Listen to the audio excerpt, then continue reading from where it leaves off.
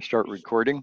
The 11th session of Old Testament Survey, our 9th session now in the book of Genesis. We're all the way up to chapter 20 today.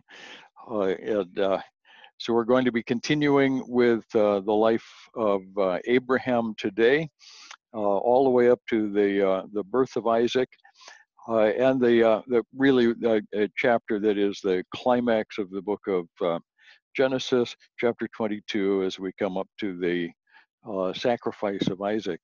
An amazing section. We're not going to spend a huge amount of time with it, but recognize that theologically we're doing a whole lot here. Last time, let me go ahead and start the share screen. Because I'm going to need to do something else. Last time, we got as far as the destruction of Sodom and Gomorrah in chapter 19. And one of the results of Sodom and Gomorrah, the aftermath of this, Lot lost his wife.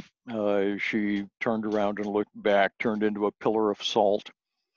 By the way, just a side note, if you ever go to Israel and you go with a guide, the guide will point to a big rock someplace, or maybe one of the salt mushrooms that grows in the Dead Sea, and will tell you that that's Lot's wife. That's not true. We don't know where Lot's wife is. We really don't.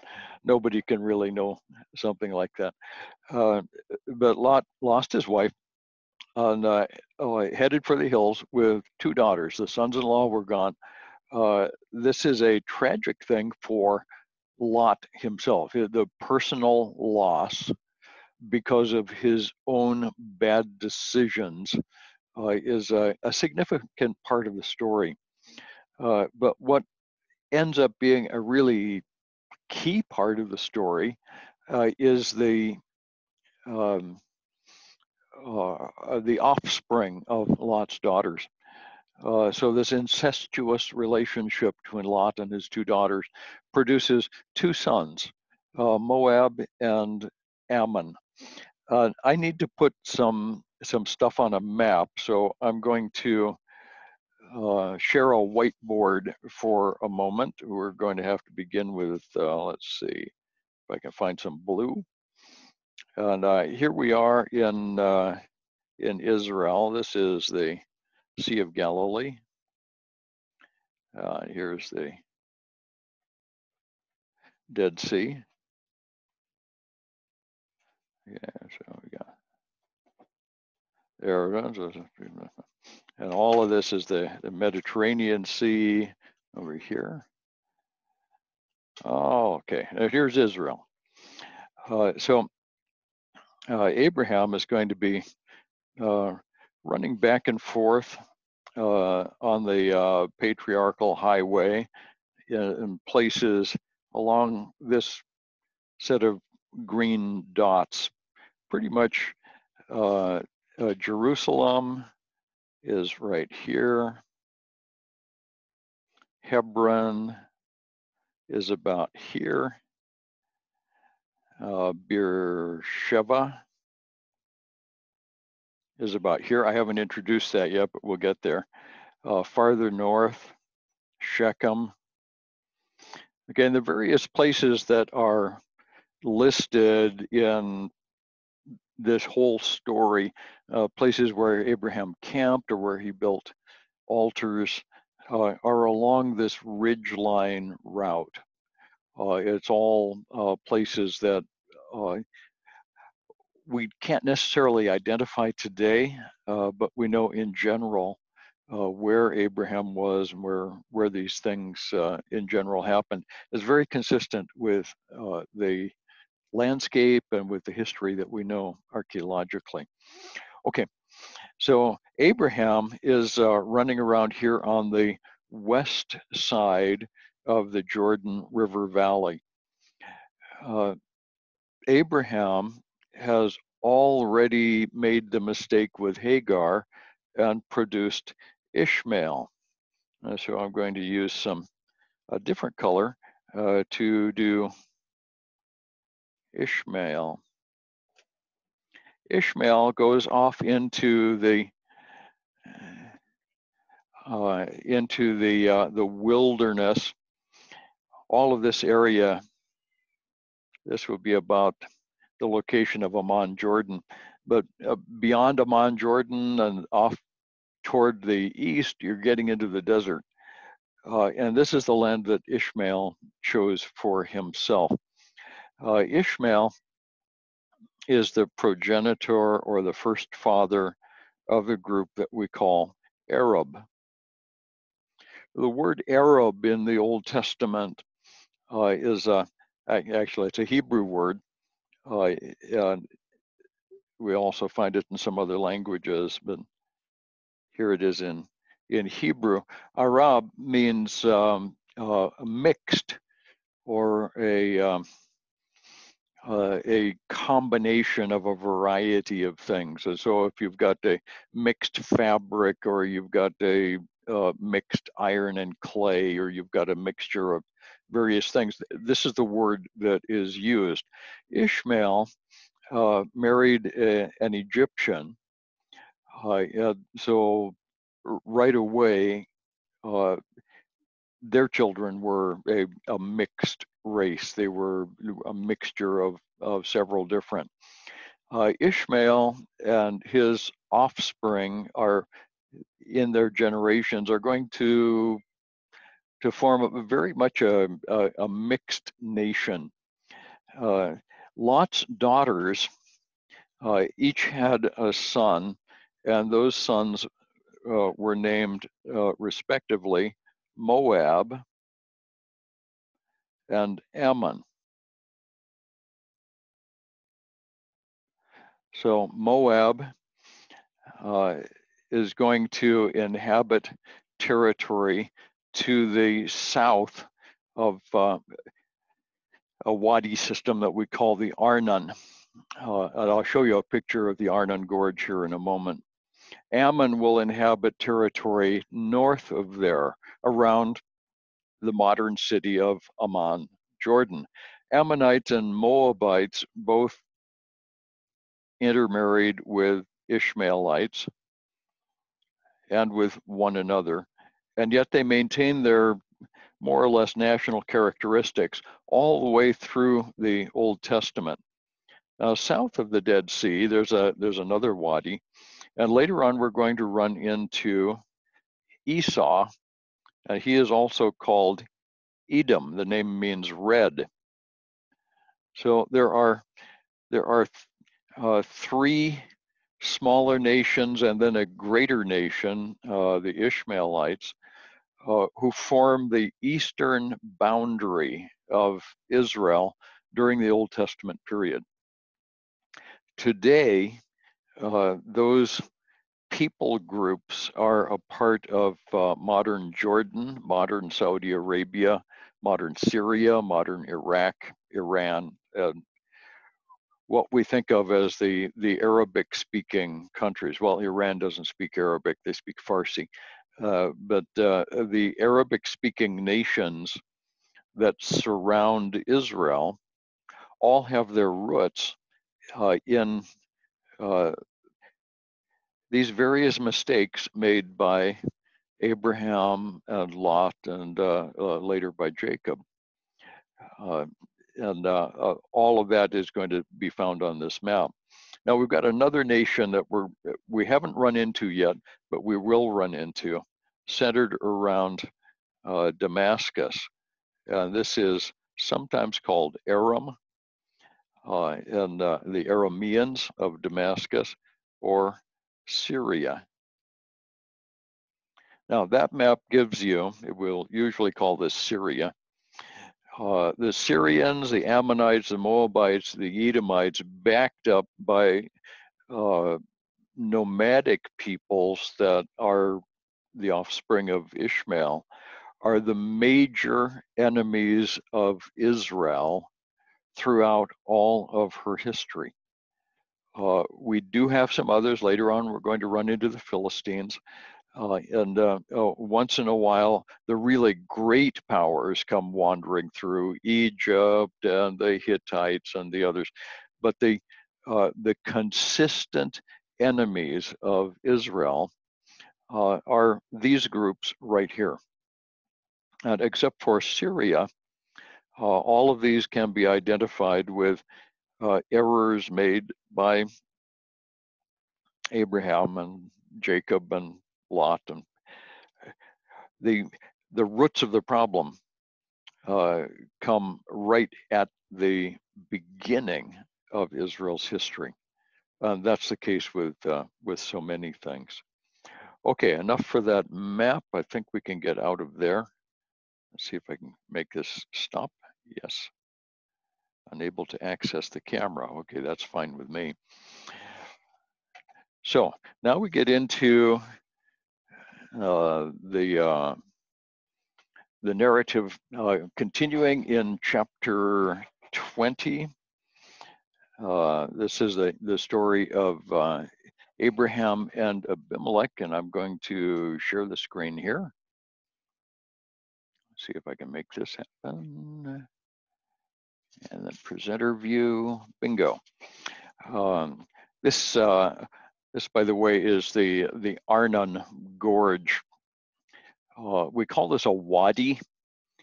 It's the Middle Eastern name for a dry river canyon. And generally speaking, these things are dry because it doesn't rain very much in the desert. When it does rain in the desert, there's no grass or trees or anything to hold the water, and so it runs off in a big hurry and it makes canyons. And we call these things wadis. This is all sedimentary rock. It's very similar to the landscape of the Grand Canyon that I showed you several weeks ago. And some of the same sedimentary layers are found here, which is interesting, but that's not where we're going today. Gerar is a place in the south of Israel in the Negev wilderness that is occupied by people who are called Philistines. These are a different people group than the Philistines we're going to run into later at the time of David. And I'm not going to go into that whole background story now, but the Philistines are an interesting people. They occupy the coastal plain of Israel. So Abraham journeyed toward the territory of the Negev to the south, and he lived between Kadesh and Shur. He sojourned in Gerar. And here, Abraham is going to do the same thing. We call this a recurring lapse. A lapse is a fall from grace. And Abraham does it again. In Egypt, he said to Pharaoh, you see Sarah here? That's my sister. And now he's going to say the same thing to Abimelech of the land of Gerar. People have argued that this is evidence of all kinds of forgery and bad workmanship on the part of the Old Testament, when in fact it's probably just evidence that Abraham is a less than perfect person. The stories are really quite different. The stories were not copied. They're not word for word the same. They're actually very different stories, even though Abraham is doing roughly the same thing. In this story, there's a big emphasis on Abimelech's horror at the thought that he might have taken Sarah as his wife. Apparently, Abimelech was in the habit of taking as wife anybody who appealed to him. This seems to be a part of the nomadic creed. Abraham did not do that, but we see some other similar behavior later on with Jacob. So Abimelech may well have been tempted to take Sarah as his wife, bring her into the harem. Now Abimelech also had, we can see here, maidservants, female slaves, who were also bearing children for him. So he had quite the harem, and Abraham was afraid of him. And yet it turns out that God spoke to Abimelech and threatened to punish him for taking Sarah as his wife. Now he had never known Sarah, and he let her go right away. And begged God for forgiveness for that. He went to Abraham and asked Abraham to pray that he be forgiven for this great sin. What's fascinating about this story is that uh, Abraham has already been chastised for doing this unfaithful thing, this lie. He does it again, and he's rebuked by a pagan. He's rebuked by an unbeliever, and not a particularly righteous unbeliever. And Abimelech is obviously more righteous than Abraham here. Just another reminder that God doesn't save us because we're good. God doesn't keep us saved because we're good. God saves us and then keeps us saved because he is good. God is gracious in spite of the fact that we didn't deserve that when we were first saved, and we still don't deserve that. God saves us because he chooses to be good. It's an important idea, and one that we shouldn't miss. At any rate, at the end of this thing, Abimelech and Abraham decide to get along. We're going to see that they really have to. They're living in the same general area. They've got the same pasture land and wells that they have to come to some agreements over. So Abimelech took sheep and oxen and male and female servants and gave them to Abraham and returned Sarah his wife. And he said, behold, the land is before you. Dwell where it pleases you. And the two of them make a pretty good agreement together. Now we're going to come up to chapter 21, which I think is a very important chapter. We're going to spend just a bit of time on this chapter. This, by the way, this isn't really Isaac. This is a boy I photographed in the Sinai Peninsula. But I guarantee you, Isaac would have looked something like this when he was about 14, riding his donkey and having a good time around camp. But you can tell this isn't a real old picture because of the lamp post in the background. Yeah, the fluorescent lighting wasn't invented until fairly recently. So anyway, chapter 21 opens up with a year later. The Lord visited Sarah, as he had said, and the Lord did to Sarah as he had promised. And Sarah conceived and bore Abraham a son in his old age, at the time of which God had spoken to him. Now I'm going to stop there, and I'm going to put this, where is it? I'm going to put this on hold for a second. I'm going to set up my whiteboard again, because I want you to notice something here. When we're interpreting God's promises, when we're interpreting the Bible in general, prophecy particularly, look at what it actually says. And so the Lord visited Sarah as he had said, as he had promised, at the time he had promised.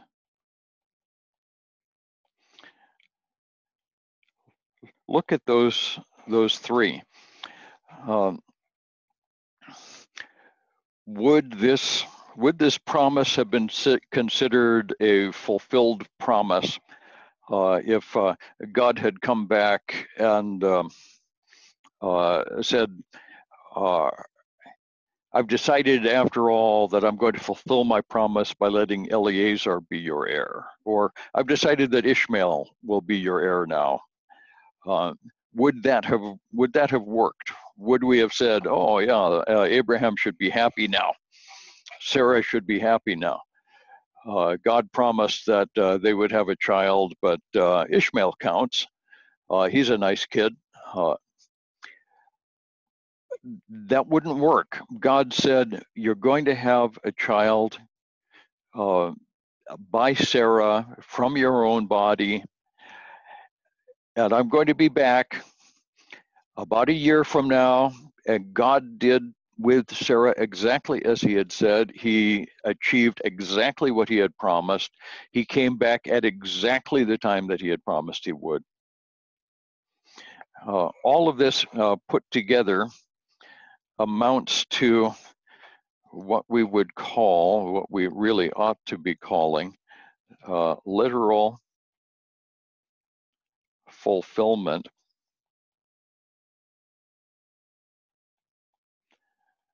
of prophecy. When God predicts something is coming up in the future, the literal fulfillment of those promises is the common sense understanding of what it is God has predicted. If God says, I'm going to be here in a year and Sarah will have a child, then nothing short of that counts as a fulfillment of the promise. And for us to insist on a literal fulfillment of God's promises is not unreasonable. That's how we make promises with one another.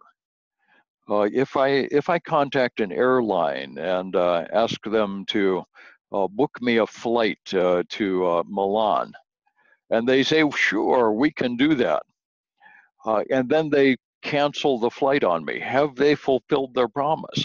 No, they didn't do it. Now, maybe they have a good reason, but they still didn't do it. And if God says, I'll be back in a year and you're going to have a son and you'll name him Isaac, in order for that to be a fulfilled prophecy, it has to be literally fulfilled according to the letter. When did God say he would be back? In about a year. When did he show up? In about a year.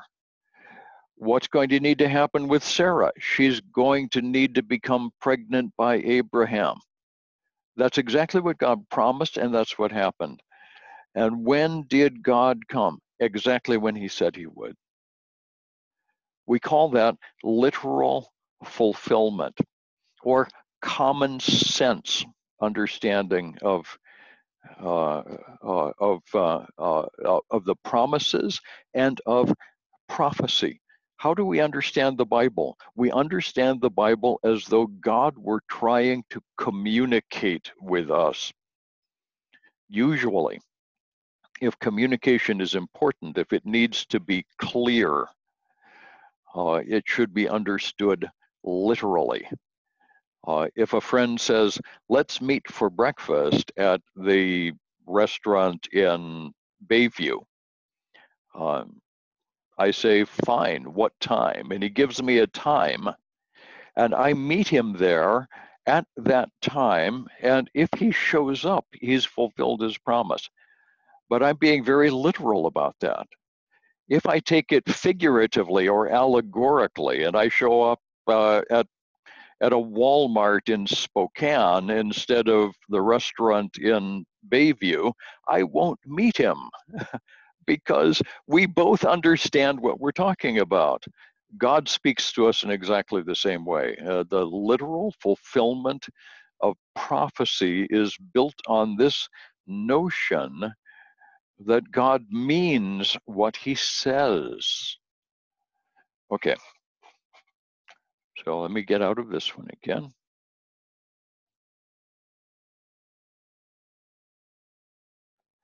All right, and then we'll go back to sharing the other screen. Yes, indeed. Whoop, there we go.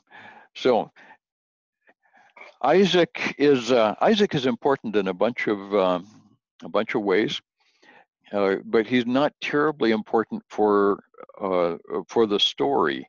We only have a few chapters of Isaac. The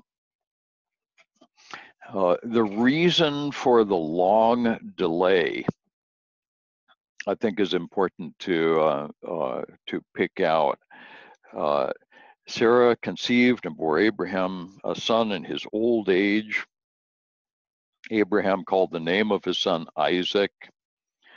He circumcised him the 8th day, just as God had commanded him. Abraham was 100 years old.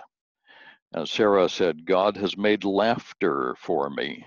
Everyone who hears will laugh with me. And she said, who would have said to Abraham that Sarah would nurse children? Yet I've borne him a son in his old age. So Abraham and Sarah were both getting on in years. They were past childbearing. They were past raising children. And here comes Isaac.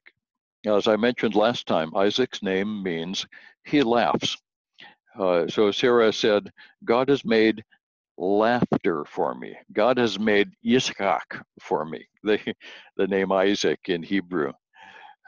Everyone who hears will laugh with me. This is fun, and I kind of like this boy I photographed in the Sinai. I can imagine him running around camp causing all kinds of difficulties. Elderly Abraham and Sarah running after him, chasing after this little whippersnapper, trying to get him to do whatever he's supposed to do next. And God looking down from his heaven, enjoying the sight and having the last laugh. Oh yes, Sarah, you did laugh. I'll be back next year. And then we'll talk about laughing, shall we? So there's a couple of reasons for the long delay. God could do a miracle for Sarah clear back in Genesis 12 if he'd chosen to. There are no limits on God's ability to do whatever he wants, whatever miracle he desires. The reason for the delay is first to mature faith. God has made some promises. And one of the things that God is demonstrating is that even if it takes time, God has a good reason, and he's going to fulfill those promises. And you can trust God's promises, even if they take a while to happen. God often has some stops along the way, some other things to accomplish while he's accomplishing the promises. And our lifespans require that some things simply wait. So often the answer that God gives us to our prayers is neither yes nor no, but wait, trust me. And it's going to be okay. I'm doing a good thing. I know you'd like to have this answer now, but the correct answer is wait for it. God is doing a good thing, and it's going to take some time. So the first reason for the delay is to mature the faith. The second part of it, I think, is more theologically important, and that's to demonstrate the certainty of the covenant promises by making it clear that the birth of Isaac is a miracle. God says, I'm going to do this thing, and you're going to know that it is I, God the Creator, the giver of life, who does this thing. So the birth of Isaac is, in some important ways, an object lesson for salvation. Our salvation is a gift of life where there was only death. God waited to give Isaac to Abraham and Sarah for exactly the same reasons that Jesus waited several days before going to Mary and Martha after the death of Lazarus. He waited until Lazarus had been well and thoroughly dead, long buried, before he arrived there in Bethany. And the reason for that? So that you would know that I am the resurrection and the life. God is the giver of life. God is the performer of resurrections. It is God who does all of this. So how certain is it? It is as certain as the miraculous power of God. Very, very Yeah. important. None of this would have worked. The covenant seed, the one who would be the Messiah through this messianic line, would never have arrived if Isaac hadn't been born. So Isaac's birth is absolutely essential, and it is absolutely miraculous. All of that is of the essence of the story. And then we go on. The rest of chapter 21 is Hagar and Ishmael. Ishmael is protected out in the desert. Hagar and Ishmael are driven out. Sarah is even more jealous, angry. Sarah was no more perfect than Abraham was, and Hagar and Ishmael are victims of this. And yet, at the same time, Hagar and Ishmael are uh, are free moral agents. They could behave the way they want as well. And Ishmael is going to end up being, for the most part, a violent and hostile character the rest of his life. And all through his generations after him, this is a hostile, even brutal nation. Okay, but Ishmael survives this bout in the desert, and eventually Ishmael is found a bride. Hagar finds a bride in Egypt, and we see the mixed people group. The end of chapter 21 shows a treaty with Abimelech in the land around Beersheba, and this is the first time that that is mentioned. And I'm not going to worry too much about Beersheba or Abimelech. The covenant at Beersheba, except to say this is the first time Beersheba is mentioned. Apparently, this well was dug before Abraham and Abimelech got there, but they needed to make an agreement over it. Interestingly, the well at Beersheba is still there. I've been there. There's a plexiglass sheet over the top of the well to keep tourists from dropping rocks in the well, because it's still quite deep, but it's not nearly as deep as it was when the first archaeologists opened it up. The well is still there, and they say that there is still water at the bottom when they dig it out. Okay, that takes us up to this very important chapter, chapter 22 of Genesis.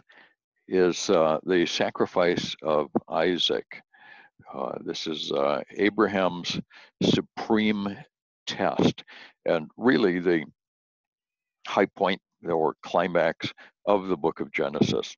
The whole book of Genesis up till this point is uh, after the fall, from chapter 3 of Genesis on, is looking toward the seed of the woman, the messianic line, the one.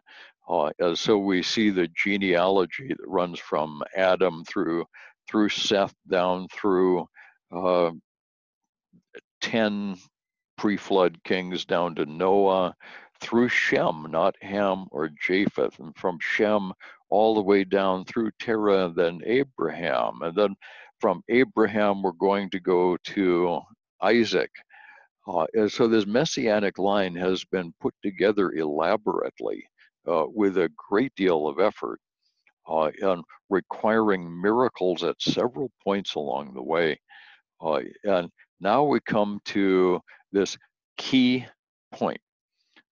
Abraham, who is too old to have a child of his own by Sarah, has a child by Sarah. It's a miracle.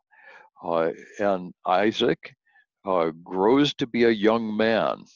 It's important to note that Isaac was not a child when the sacrifice takes place. That also means that Abraham was not merely 100 years old. He's got to be around 120 by this time. And even in the ancient world, 120 was old. I'm only 70, and I don't expect to make it to 120. But Abraham was still probably in pretty decent shape, but he was not a young man. One of the really interesting side notes on this is that Isaac could have stopped this whole thing anytime he'd wanted. If he'd objected, Abraham could not have forced the issue. So the test here is not merely of Abraham's faith, it's also Isaac's faith. There's some very important stuff that's going on here. So we're going to walk through this a bit at a time. And I want you to understand that this is not a command for human sacrifice as a norm for either the Old Testament or the New Testament. The intention here was not that Isaac die. The intention was to do some other things entirely. It's a test that God intended for Abraham to pass. I want to say that again. God often tests us with the knowledge that we will, in fact, pass the test. And it's important for us to understand that we can pass the test. God doesn't test us in order to fail us. He tests us in order to build faith, to help us develop the confidence that we can, in fact, do these hard things. When I was looking forward to learning to fly, I used to go out with my instructor, and sometimes I'd go out by myself, and I was trying to master the various things. And one of the purposes of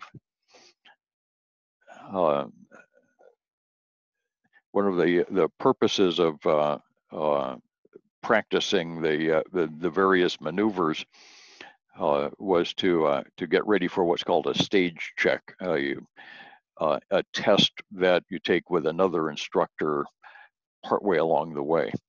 And the point of the stage check was not so much to wash you out or to make you go home with your feelings hurt.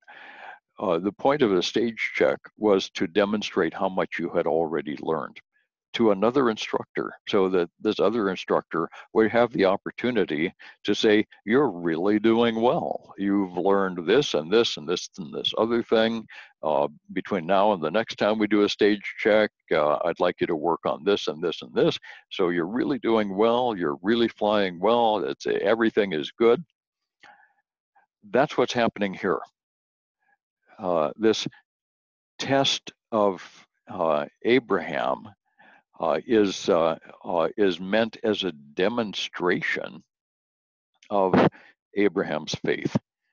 And so it's actually a very important time. So after these things, 22:1, God tested Abraham and said to him, Abraham. And he said, here I am. And he said, take your son, your only son Isaac, whom you love, and go to the land of Moriah. Offer him there as a burnt offering on one of the mountains which I shall tell you about. So Abraham rose early in the morning, saddled his donkey, and took 2 of his young men with him and his son Isaac. And he cut wood for the burnt offering, and arose and went to the place of which God had told him. On the 3rd day, Abraham lifted up his eyes and saw the place from afar. Then Abraham said to his young men, stay here with the donkey. I and the boy will go over there and worship and come again to you. We'll stop there at the end of verse 5. And I want to look at some of the details here. We're told that God tested Abraham. He spoke to him, which is interesting. We don't know exactly what the voice of God sounds like, but Abraham recognized that God was talking to him, as I believe we would. And Abraham said, here I am. He said, take your son, your only son, Isaac. Now, Abraham only had the one son. So when God says, take your son, he could only mean Isaac. When he said, take your son, he could only mean your only son. When he says, take your son, your only son, he could only mean Isaac. So there's a very special emphasis here. This Isaac, whom you love the most, go to the land of Moriah, offer him there as a burnt offering on one of the mountains which I shall tell you about. Now, we don't know exactly where the land of Moriah is. We know it's up in the mountains. We know that it's 3 days walk from the area of Gerar, Beersheba. So that's the Negev area. So if you can plan on taking a group with donkeys and wood and whatnot, maybe 10 miles, maybe 12 miles a day, the high point of the patriarchal ridge line would take us up somewhere around Jerusalem. That is, frankly, as close as we can get with this. Jewish and Christian traditions put the sacrifice of Isaac in Jerusalem, perhaps on the Mount of Olives, perhaps somewhere else, maybe the very spot where the crucifixion took place. But all of that is that's guesswork and tradition, and there's no biblical evidence besides the 3 days walk. I suspect that it's somewhere near Jerusalem because that's the high point of the range, but it may not have been.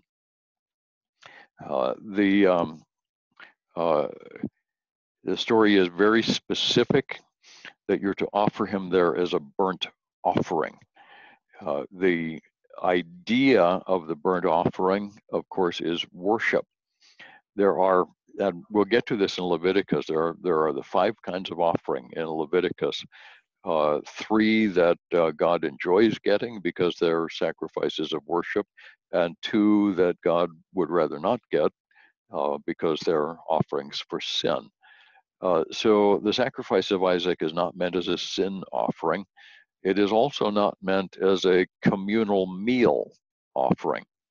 So it's not a sacrifice of of the flock or the herd for a meal. It's meant as a whole burnt offering. The sacrifice is entirely given to God. Worship is a very important concept in the Old Testament. We've seen that several times so far. Donna is telling me that it started raining 40 days and 40 nights outside. Oi. Poor Donna got really wet outside. So it was a pleasant sunny day, and now it's decided to rain. Bringing in clothes that were hanging on the line outside. And unfortunately, I have a good excuse not to run outside into the rain. So where was I? So we've got worship is a very, very important concept in the Old Testament, actually the New Testament too. When we were in Romans, Romans 12:1 is this transitional verse from all of the theology of Romans over to the practical living of the Christian life, and it turns around that living sacrifice, which is your reasonable worship. Well, Isaac is something of a living sacrifice, and it gives us an idea of what Paul probably understood in that phrase. God says offering there as a burnt offering on one of the mountains I'll show you. So Abraham rose early. He didn't sleep in. He figured he's got a job to do and it's going to take some time. Saddled his donkey, took two of his young men. These would be servants who would take care of the donkey, take care of the wood, handle issues along the way. And his son Isaac, and he cut the wood for the burnt offering and arose and went to the place. On the third day, he lifted up his eyes and saw the place from afar. So in verse 5, Abraham said to his young men, "Stay here with the donkey. I and the boy will go over there and worship, and we will come again to you." The Hebrew is explicit. We will go worship, and we, too, plural, will come back to you. So Abraham had some notion that God would do something here. This is good. This is a signal that Abraham understood that in spite of the fact that he had been commanded to sacrifice his son, that something would happen and God would fix this problem. My opinion is that Abraham expected a resurrection, but we don't really know. Perhaps he expected an angel to show up, as in this Renaissance picture. And so here we have the image. And Abraham took the wood of the burnt offering and laid it on Isaac his son. And he took in his hand the fire and the knife. And so they went together, both of them. Now that part right there is really, really kind of neat. And Isaac said to his father, Father Abraham, hang on here just a second. Got to do some muting. Mute all and continue and kill that. Okay. Isaac said to his father Abraham, "My father," and he said, "Here I am, my son." He said, "Behold." Behold. I wonder if he actually said it like that. The Hebrew is hine. I've always liked that. See, look. And in Old English, we say "behold," but I've always liked that. Behold the fire and the wood. I can see the fire, Dad. And I notice this wood I'm carrying, and it doesn't mention that great big sharp knife that you're carrying, Dad. So I see the wood, and I see the fire, and I see the knife. But you seem to have forgot something, Dad. You forgot the sheep. There should be a sheep for the burnt offering. And there's a sheep in this Renaissance picture. Uh, this was actually painted in Florence about 1470 something. I've forgotten the Italian artist who did this, and all of the models look like Italians, so that's how I know. And the countryside looks like the hills around Florence. This is not Jerusalem even remotely. And that sheep over in the background is a nice, healthy uh, Italian sheep. Uh, and there it is. It's just kind of looking on. Wow, what's going on here? I'm sure glad it's that kid instead of me. But bad news for the sheep. I see the fire and I see the wood. I see that big sharp knife, Dad. But you seem to have been forgetting something. We need a sheep for the offering. And Abraham responded in a prophetic line that we're going to see fulfilled later. God will provide for himself the lamb for the burnt offering, my son. And so they went, both of them, together. Very important here that that the lamb for the offering, Isaac, went willingly to the place of sacrifice. And I'll tell you why in just a second. Isaac didn't go kicking and screaming. He didn't argue with his father. He is just clarifying what's going on here. And Abraham says, "The Lord Himself will provide a lamb for the sacrifice." Well, of course, he's looking forward to the sacrifice of Christ. But that's a way off to be of any practical value for Isaac this day. And Isaac knows that, and he went anyway. This is every bit as much about the faith of Isaac as it is about the faith of Abraham.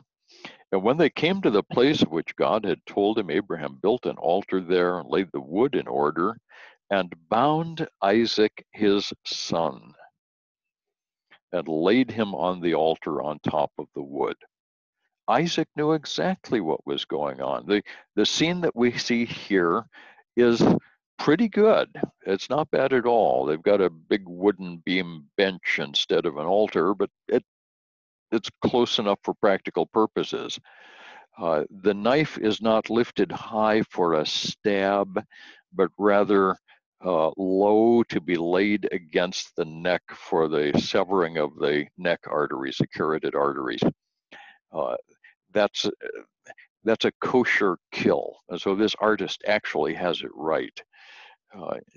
They came to this place, they laid it in order, and Abraham reached out his hand and took the knife to slaughter his son. Strong word, slaughter.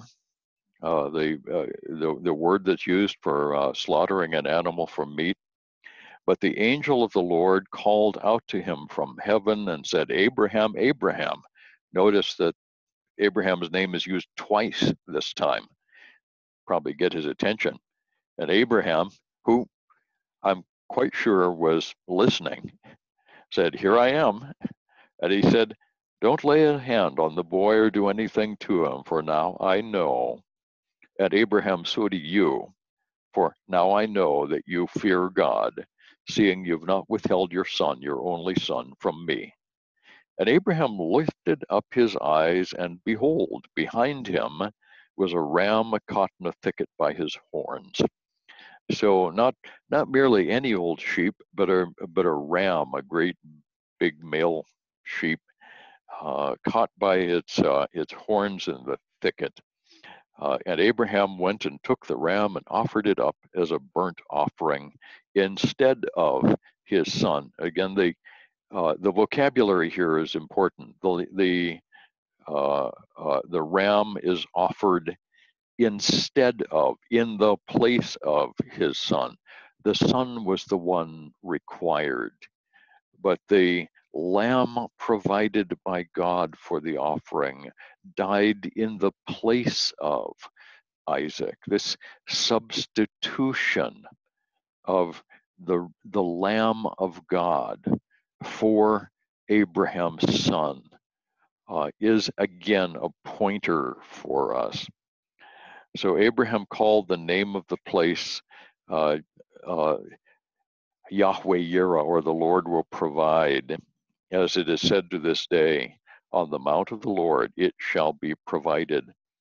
And the angel of the Lord called to Abraham a second time and said to him from heaven, by myself I've sworn, declares the Lord, because you've done this and have not withheld your son, your only son.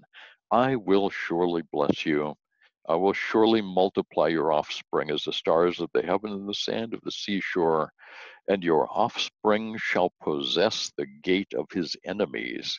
And in your offspring shall all the nations of the earth be blessed, because you've obeyed my voice. So Abraham returned to his young men. They arose, went together to Beersheba, and Abraham lived at Beersheba. Okay, so the purpose of this test is to discover and to demonstrate Abraham's highest love. The response of Abraham to the command to sacrifice his son is obedience.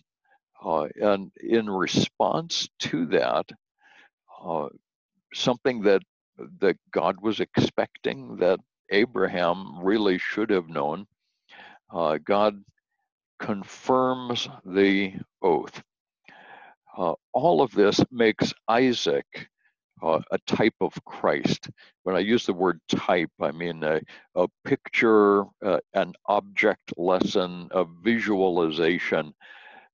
Here in the Old Testament, we learn something of the person and work of the Messiah who will come.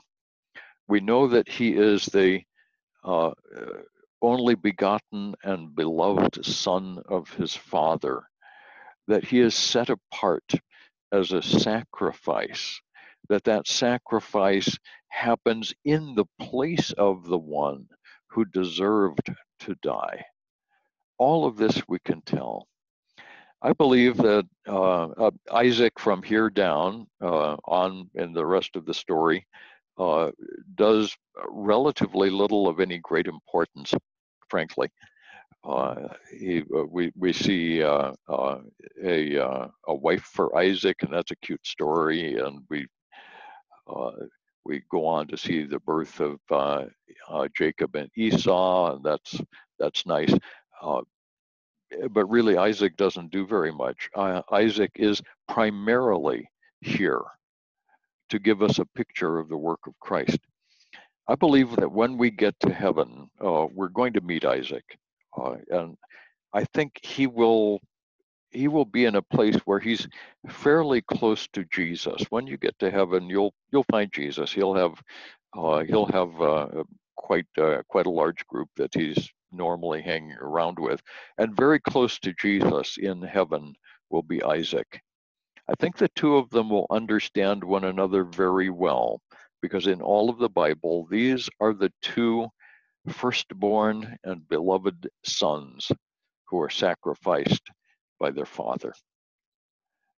So a picture of Christ, and an important message of what to expect from the Messiah.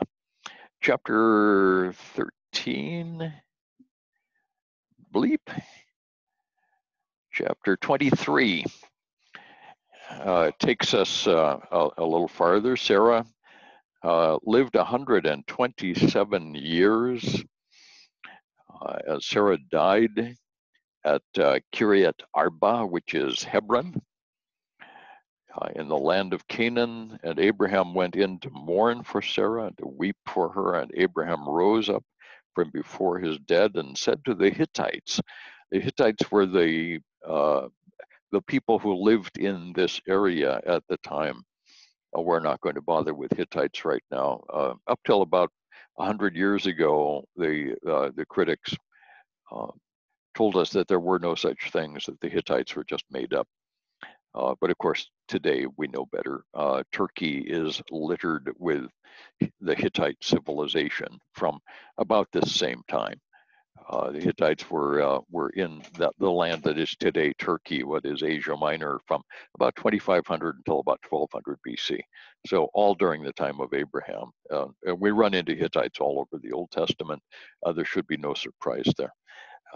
But the Hittites were a Gentile people group who did not speak a Semitic language, and they lived up to the north most often. And Abraham rose up from before his dead and said to the Hittites, "I'm a sojourner and foreigner among you, so give me property among you for a burying place, that I may bury my dead out of my sight." And the Hittites answered Abraham, "Hear us, my lord, you are a prince of God. Bury your dead in the choicest of our tombs. None of us will withhold from you his tomb to hinder you from burying your dead." And Abraham rose and bowed to the Hittites, the people of the land. He said, "If you are willing that I should bury my dead out of my sight, hear me and entreat for me Ephron, son of Zohar, that he may give me the cave of Machpelah, which he owns. It is at the end of his field. For the full price, let him give it to me in your presence as property for a burying place." Now, I should tell you here that all of the language here is language that we understand from Hittite contracts from the period. Abraham knew how to make a contract. He knew about purchasing property. He knew about witnesses. He knew about prices of real estate. And he uses a lot of technical terms in this passage that have to do with the purchase of property. Things like earnest money agreements and witnesses and having everything done in duplicate and triplicate. There's a lot of technical language in this passage. This is not merely a conversation between Abraham and a Hittite by the name of Ephron. This is a contract witnessed before the entire Hittite community there in Hebron. And it has to do with the purchase of a field with a cave in the middle of it. This place is called Machpelah, and it's in the middle of an area that we know today as Hebron. Hebron is about 40 kilometers south of Jerusalem on the Patriarchal Highway. And throughout all of biblical time, it was a very, very important city in the land of Judah. Now, ever since the Muslim invasions in the 7th century, Hebron has been occupied off and on, not all the time, but off and on by Muslims. And this building that you see in the slide is the Herodian monument. Herod the Great, at the time of Christ, built this monument over the top of the traditional cave of Machpelah. It's the traditional cave of Machpelah because if you go into that cave, you'll find the tombs of the patriarchs. So Abraham and Isaac and Jacob are there, along with Sarah and some others. I've forgotten which of the wives of Jacob are there. Rebecca is there. So we've got the tombs of the patriarchs and their wives are in that cave, and so it's sometimes called the Cave of the Patriarchs. The archaeology is reasonably clear. The story is funny. From the 6-Day War back in 1967, one of the military leaders who took Hebron from the Arabs in 1967 is Yagal Yadin.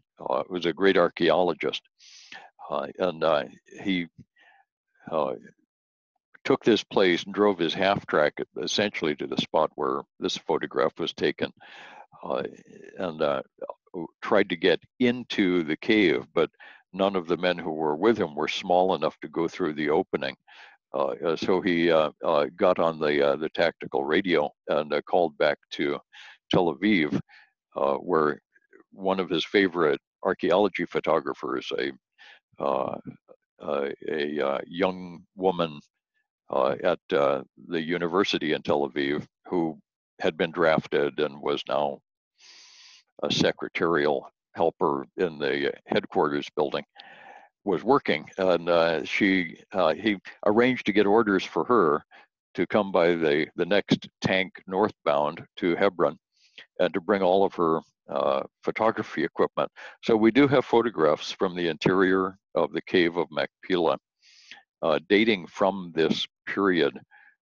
This young lady was lowered down into the cave on a rope. She is, as far as I know, the only person to have been inside the cave. The photographs that she took are the only photographs that we have, and no other work has been done. But that confirms that this is the place. Herod had it right. The tradition had it right. So the walls that you see here date back to the time of Christ. The higher parts of the structure are a mosque, of course, built over the top of the Jewish site. But it's important. I cannot imagine why this would be important to the Muslims. This is not their place, but they insist that it is. I can understand why it's important to Jews, and the Jews came back to Hebron after 1967 and established a Jewish community here, which is surrounded by 100,000 Palestinians who hate them. It's a very interesting town. At any rate, this site, the cave and the field, and therefore the monument that's built on top of it, is the only real estate, the only property that Abraham ever actually owned in the promised land. That's important because when we get to the book of Hebrews, we discover that faith involves looking forward to the fulfillment of God's promises, even if those promises seem to be a long way off. We know that God is doing a good thing, but it is also a very big thing. So this conversation between the Hittites and Abraham goes on, and they end up selling the land for the full price, and Abraham goes his way. Chapter 24 is the story of the bride for Isaac. Abraham was old, advanced in years, and the Lord had blessed Abraham. And Abraham said to his servant, "Put your hand under my thigh, I will make you swear by the Lord that you will not take a wife for my son from the daughters of the Canaanites among whom I dwell, but will go to my country and my kindred and take a wife for my son Isaac." So we got a story of a bride for Isaac, and this is the story of the servant and his finding of Rebecca, and back in the old country. Go back to the land where we came from, back to Mesopotamia, actually northern Syria, and find my family there, and you'll find a bride for Isaac from our own family. To make a long story somewhat shorter, the girl comes back with the servant and his entourage and a string of camels, and they arrive at Beersheba, and it's a lovely story. The end of chapter 24, Rebecca and her young woman. This is verse 61. arose and rode on the camels and followed the man, and the servant took Rebekah. Now Isaac had returned from Beer Lahai Roi and was dwelling in the Negev. And Isaac went out to meditate in the field toward evening, and he looked up, lifted up his eyes, and behold, there were camels coming. And there's the very same camels right there. No, not really, but from Beersheba, this is camels on the way to the weekly Thursday morning camel market, and the camels were coming, and Rebekah at the same time lifted up her eyes, and when she saw Isaac, she dismounted from the camel and said to the servant, "Who is that man walking in the field to meet us?" And the servant said, "Why, it is my master." And so she took her veil and covered herself. And the servant told Isaac all the things that he had done. And Isaac brought her into his tent as Sarah, his mother, and took Rebekah, and she became his wife, and he loved her. So Isaac was comforted after his mother's death. Okay, a bride for Isaac. It's a lovely picture. Some have taken this story to be a picture of the gospel going out into the world and finding a bride for Christ. Uh, the early church fathers liked the story that way. I think it's a story about the servant going out finding a bride for Isaac, frankly. But here we have Isaac and Rebekah. And that takes us down to chapter 25. This is a rare photograph of Abraham's second wife. It's actually not just a Bedouin woman. This lady is from the Sinai. And no, I didn't have to get close to her in order to take this picture. Her husband would not have appreciated it if I'd gotten close. So this was back in the days when I was carrying a long lens. So we see the death of Abraham. He took another wife whose name was Keturah. She bore him several sons. And these are a variety of sons who are going to end up being fairly important. They become a part of the Arabic peoples. The sons, these are the days of the years of Abraham's life, 175 years. That's 25/7. Abraham breathed his last, died at a good old age, an old man and full of years, and was gathered to his people. From verses 12 through 18, we're given a brief genealogy of Ishmael. This is a Bedouin tent set up at the edge of the Negev desert for tourists to come and see. A place called Arad, but it's still the traditional way. So these are the generations of Ishmael, Abraham's son, whom Hagar, the Egyptian, Sarah's servant, bore to Abraham. These are the names of the sons of Ishmael, and we're naming them in order of their birth. This is an interesting list for historians, but for the rest of us, not so important. We can, in fact, track most of these names. They are names of tribal leaders in the Bedouin nations.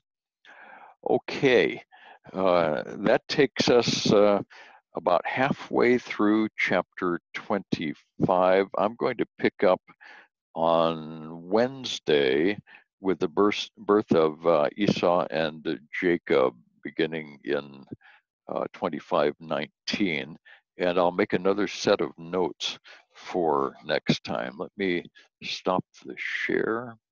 Whoops, there we are. We're going to stop here. We'll make some more notes, and I'll be ready on Wednesday. Let me unmute everybody and get the. There we are. I can see everybody again. Good to see you all. I'm looking forward to moving quickly through the rest of Genesis, but there's some really important parts still to come. I'm really pleased that all of you are sticking with it. I'm just amazed that you have the patience to keep coming to class. always, Bye-bye. always a pleasure. Bye Good bye, night, everybody. everyone. Bye bye, Eddie, Dolly. Bye-bye. Yeah. Bye, everybody. And I see Pastor Thank you, Willie Dr. Chan. there. Yeah. God bless you Bye, guys. Bye, Bye bye. Bye-bye. Bye-bye. Thank you so much. Ciao, Bye, Bye. Donna. Ciao, bless, bless. Buonanotte. Buonanotte. Buonanotte a tutti.